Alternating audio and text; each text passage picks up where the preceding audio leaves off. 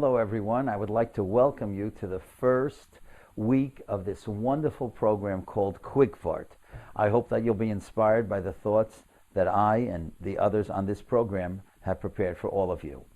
I would like to dedicate this first week of Parshas Lech Lecha to a friend of mine who just was nifter just a few weeks ago. And the reason that I am dedicating this to Baruch Berger, his name was Baruch ben Zev Yehuda, was because his wife told me during the Shiva that while he was able to speak, all the years to him, the Dvar Torah at the Shabbos table was paramount. It was so important. And so therefore, because he had such a love for Dvar at the table, this is being dedicated L'Zeicha Nishmasai. This week, Parshas Lech Lecha, we find that Hashem speaks to Avram Avinu. And the words that Hashem says to Avram Avinu are so important, and it gives us a very interesting perspective on life, especially the way Rav Shamshon Raphael Hirsch explains them.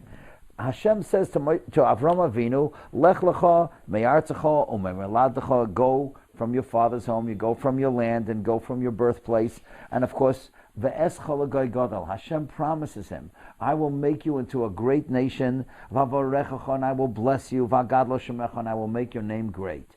Now here's the main key, V'heyei bracha. Hashem says to Avram Avinu, V'heyei bracha. Normally a person would understand this to mean that you will be blessed.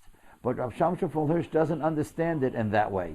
He understands it to mean, V'heyei bracha, you become a blessing to society. You become a blessing to the Jewish people. So V'heyei bracha is a directive. And this is a directive not only for Avram Avinu, but for every person. And I think that the thought that stands out here is that every person has to try to be like Avram Avinu. What are you doing? What can you do to be a bracha for Klal Yisrael? It wasn't only that Hashem was going to bless Avram, yes, but he had a job to do. He had to make sure that he was a vehicle of blessing. And I'll give you a small example. Many of you certainly have seen the Chavetz Chaim video on Tisha B'Av. And today, more than 60,000 people see that. This was the brainchild of one person, a dear friend of mine, Michael Rothschild. Michael Rothschild thought that it would be such a great idea if we would put out a program that people would be able to be inspired on Tisha B'Av. One man had that idea, and thousands are blessed by it. Why? Because thousands now look forward to that afternoon on Tisha B'Av when they can be inspired.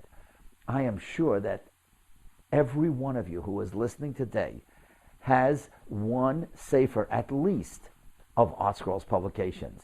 Art Scroll was started by Reb Meir Zlotowitz, an American boy, together with Reb Nosson Sherman. Both of these fellows grew up in America, and yet they had this great foresight to translate the 1976 Megillas Esther. Meir Zlotowitz did it, L'Zeicha Nishmas, a friend of his, Meir Fogel, who had passed away.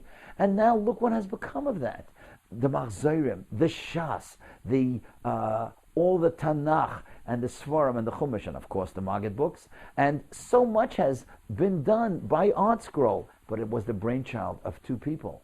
And look what happened. V'heyei bracha. They provided a bracha for so many people. I'll give you another example. Some of you may know the organization called Dor Yesharim. Dor Yesharim has that genetic testing to make sure that people who marry, that they are compatible, so that chas v'shalom, the children will not be afflicted with that terrible disease of Paysach. This was started by a man, Rabbi Yosef Eckstein. Rabbi Yosef Eckstein Nebuch lost 4 children to Paysach. And then what happened was that he decided to build an organization that would make sure that others would not suffer this way. So these examples bring out to us a very, very important lesson. As you're sitting around your Shabbos table, think about the problems in Klal Yisrael. The Shidduchim crisis, kids at risk, financial problems that people have. There are many different problems. And you'd be surprised, you might be able to come up with an idea. Look at the idea that my friend Shlomo Karpus came up with. Rabbi Shlomo Karpus is living today in Johannesburg in South Africa. And because of his idea of Quickvart, thousands of people eventually are going to be able to get a wonderful Dvar Torah at their Shabbos table. Again, one person comes up with an idea, and V'heyei bracha, he's a blessing. Hashem should help that each and every one of you that listens should sit around the Shabbos table and think about how can you solve one of the problems of Klal Yisrael. And who knows, one day maybe people will say about you, V'heyei bracha, that you were a vehicle of blessing. Have a great Shabbos.